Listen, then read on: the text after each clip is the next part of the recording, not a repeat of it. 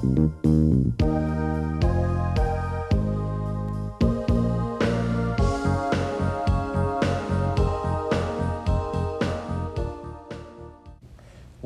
to the Georgia Public Safety Training Center's workshop on Islamic law as it relates in the institutional setting. I am A.J. Sabri, Assistant Director of Chaplaincy Services for the Georgia Department of Corrections. I would like to introduce to you our distinguished panel of correctional administrators who will have the honor of dialoguing with our guest, who is regarded as one of the foremost authorities on Islamic law in America. Our distinguished panel consists of Terry Brooks, who is the Chief Chaplain for the South Carolina Department of Corrections. To his right, Omar Shahid, who is the Islamic Coordinator for the South Carolina Department of Corrections. To my right, Ben Wright, who is the Director of Chaplaincy Services for the Georgia Department of Corrections. We welcome you all. Among the many achievements of our renowned guests are the only Islamic leader from America to observe the 10th Annual Islamic Conference of Ministers of Foreign Affairs in Fez, Morocco, the first Muslim representative to deliver an invocation on the floor of the U.S. Senate, and the first Muslim to deliver an address to the Georgia State Legislature, the home of his father, the Honorable Elijah Mohammed, a man who has received numerous awards throughout the nation and has been an inspiration and a beacon of light in guiding the largest Muslim community in America to the proper application of establishing Quranic principles in their life. I have the honor of introducing to you the Muslim American spokesman for human salvation, Imam W. Dean Mohammed. Welcome. Thank you. At this time, I'd like to open the floor to our panelists to dialogue with you and ask questions. I'd like to begin by asking a question. What do you see should be, or what do you feel should be the focus of the Muslims that find themselves incarcerated? We have some inmates who convert to Islam and then find themselves victim of the law. To those inmates, I would think they should focus on their own neglect as Muslims. How have they neglected their religion? For those who convert to Islam while in prison, the focus should be on applying Islam to their life, to strengthen their life, that area of their life that made them vulnerable to criminal behavior. Yes. To treat their weaknesses with Islamic strength.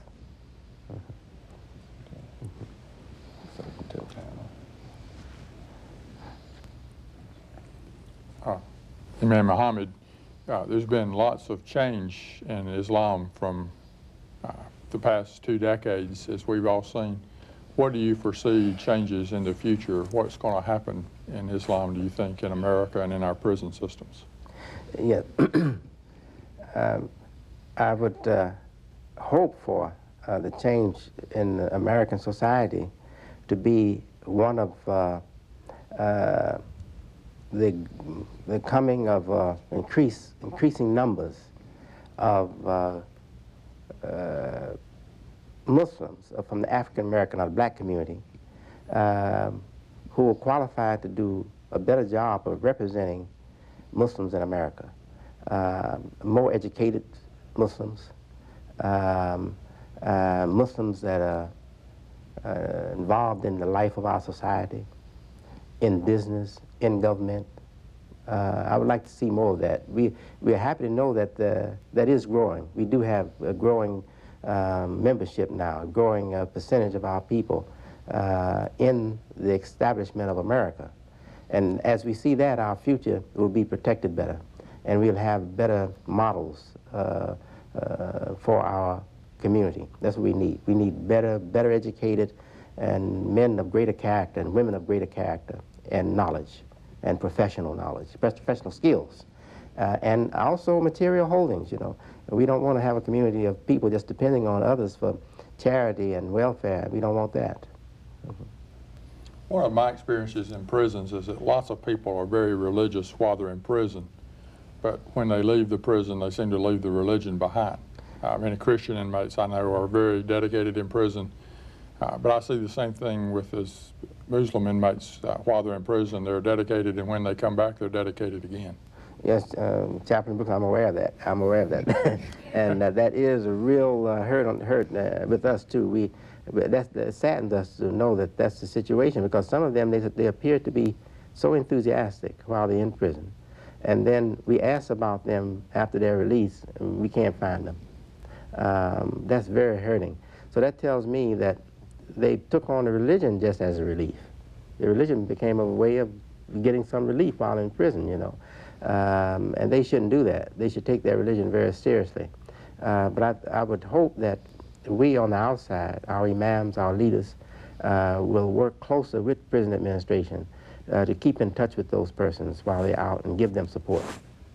I think that one of the things that causes administrators difficulty very often in responding to Muslims is that they see some of these folks are involved with it as a game or something that they do while they're in prison, and many of these folks are the most demanding on the administration, whereas some of the ones who take the religion more seriously are much more willing to cooperate and reflect the kind of accommodation that I hear from you. Yes, that's a real problem, and I think the chaplains, the Muslim chaplains, those who service the prisons, Muslims, they should feel that it's their responsibility to show inmates, converts, new converts to the religion, the real value in being a Muslim, where our real values are, and to show them that Islam is not a fad. It's not something you take on in a season and put it down when that season has passed. It's a way of life until death, you know. We say in our religion, from the holy book, وَلَا تَمُوتُنَّ إِلَّا وَأَنْتُمْ مُسْلِمُونَ. Don't let yourself die not being in the state of a good Muslim, you know. So we're supposed to keep that state until death.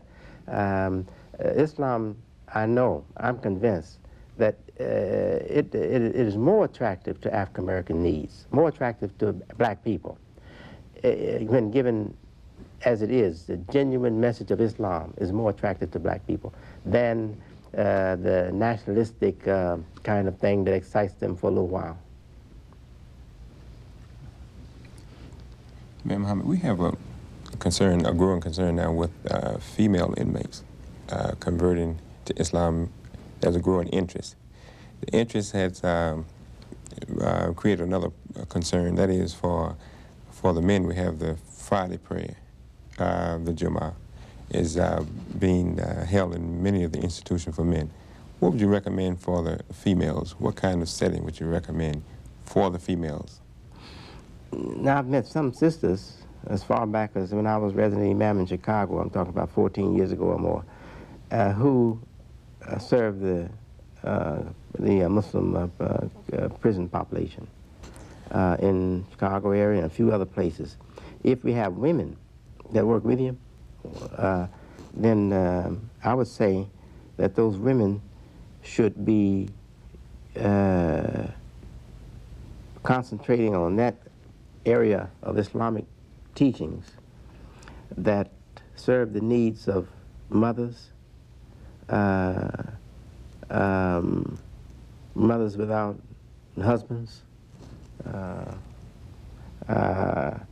and women, females who are victims of the crime in our society, you know. If we have sisters working with them, if not, then the brothers have to work with them until you can qualify sisters. Work with them to have them concentrate on that area in Islamic teachings that will strengthen their life, that will help heal wounds and strengthen their lives.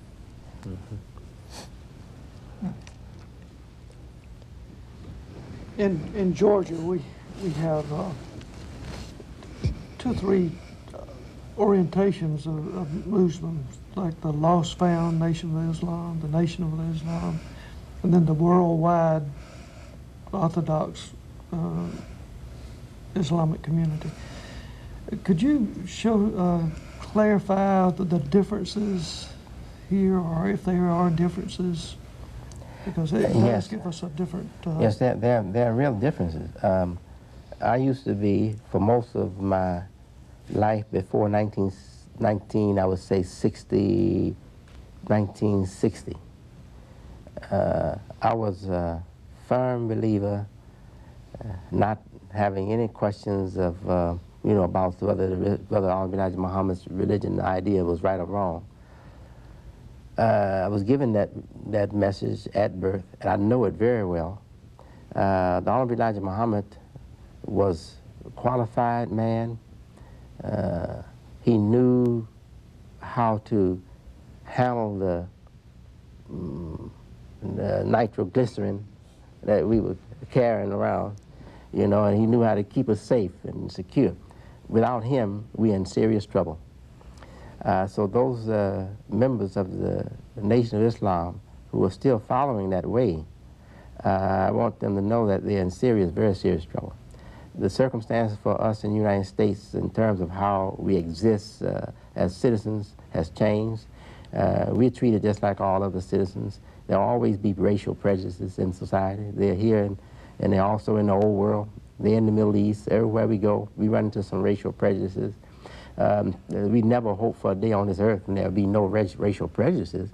We just hope people would be understanding and tolerant and respectful of one another, So, and we never expect that whites are going to treat blacks better than they treat themselves. And we should never expect the whites to treat us better than we treat ourselves, So we have to accept the realities of this world and not ask more from others than we'll ask from our own selves, and just be prepared to live a life of ups and downs, of fair weather and bad weather, until death, and hope that we earn the paradise. This is the way we should look at this reality. I hope Muslims will look at the world like that, because that's the only way we're going to have the situation we need to cope and make progress in this world. We have to accept that we're human, and we're going to have human weaknesses, and other people are going to have human weaknesses. And the best condition for all of us should be the condition we have at home, not the condition we have in the workplace or in somebody else's house. Appreciate that. If the Nation of Islam group, if we have inmates in our prisons and they request to meet, can they meet with Muslims who practice Muslimist practice around the world, or are they going to have to be a separate group? And No, I hope for, and I believe most of the imams have the same hope with me and our association. We hope for the time when the Muslims in prison will accept the group that has the most support in the free world and also in the prison population. The group that has the most support should be accepted. This is Islamic too. The Prophet told the people, peace be upon him, to go to the bigger congregation. If we're walking down the street and 2 Muslims are coming from one direction and 5 Muslims are coming from another direction, the smaller group are obligated to greet the larger group. When we say Allahu Akbar, it actually means literally, God is bigger. And it starts with God. We give priority to the bigger, And I hope that day will come for us in the prison population, so that we have more unity and better respect for each other, and a better image to present to the administration and also to the world. We hope for that. When all Muslims will pray together. Immigrant Muslims, they are not yet as popular as propagators or as workers for Islam as we are, not yet. I would love to see them supporting our qualified imams and joining us. one of the groups we have in South Carolina is a group that I think came out of the Nation of Islam called 5 Percenters. I know about that. Sometimes these groups cause us some trouble. Could you speak about that group and their background? Yes, sir. For as far back as I can remember, there were always some followers of the Honorable Elijah Muhammad who were fascinated, just magnetically drawn to the mysteries of the Nation of Islam's idea, religion. And they would dwell on the most complicated questions, the most complicated ideas. That's where they would dwell, right there. And it's a pity that a few of them, they got out of the influence of the Honorable Elijah Muhammad. And they started preaching to our people in cities like Newark and a few other cities, Los Angeles. I knew one of them, named R.T., Minister R.T. He's responsible for influencing the 5%ers, perhaps more than anybody else I can think of right now. He himself was a decent man, but maybe a little not balanced quite so well, you know, but sincere. And they're victims of that, you know. And the best advice I can give them is just get out of that entanglement. It's an entanglement, and they'll never be happy in it.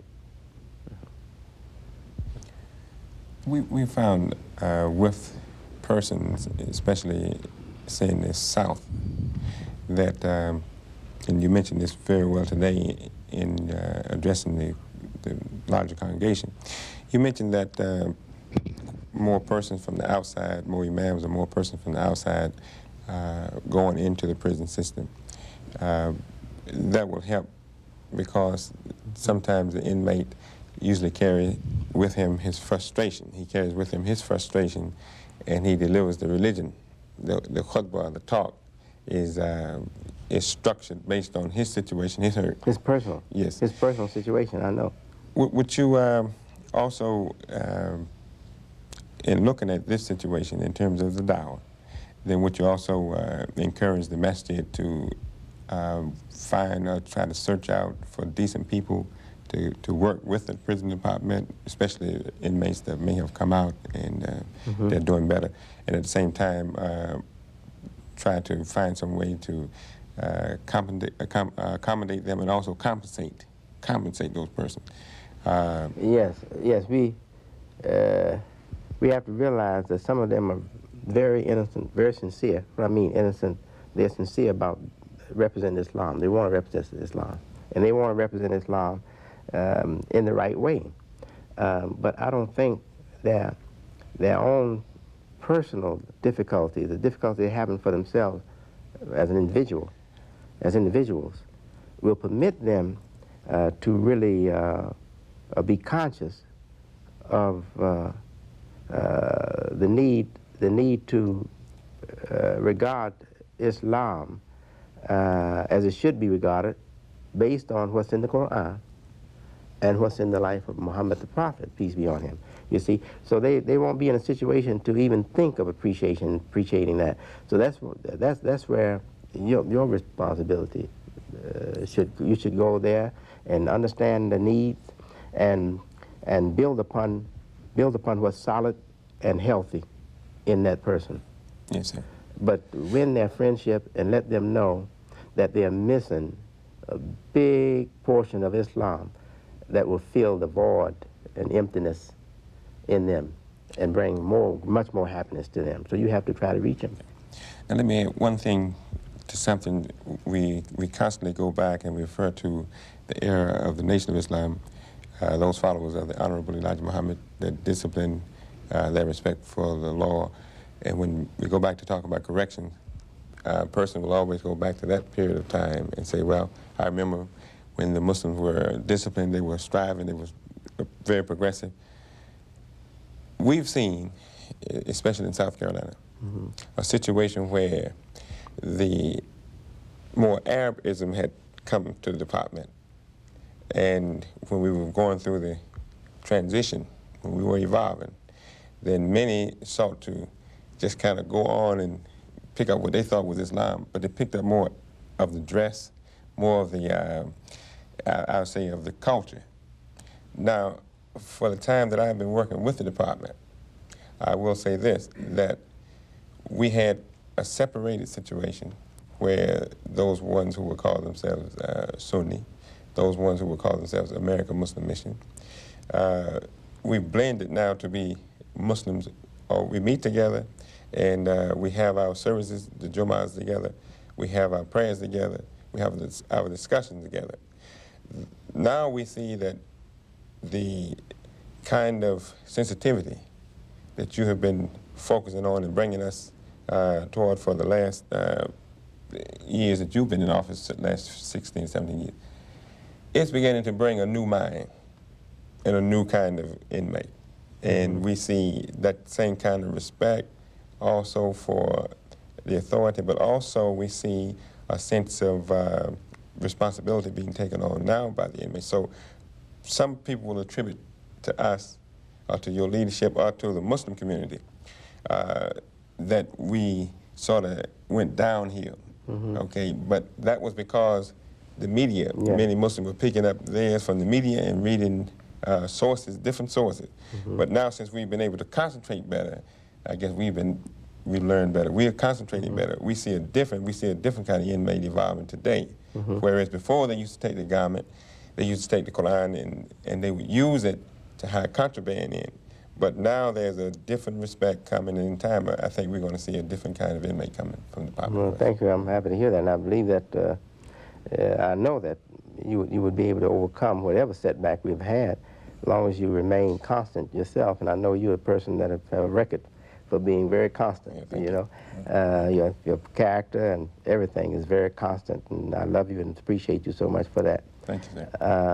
But I would like to tell them that when I was admitted into prison, the federal prison, correctional institute facility, I was told, say, yes, we have, the officer told me, he said, yes, we have your father's record here. Said, you know that he was a model prisoner?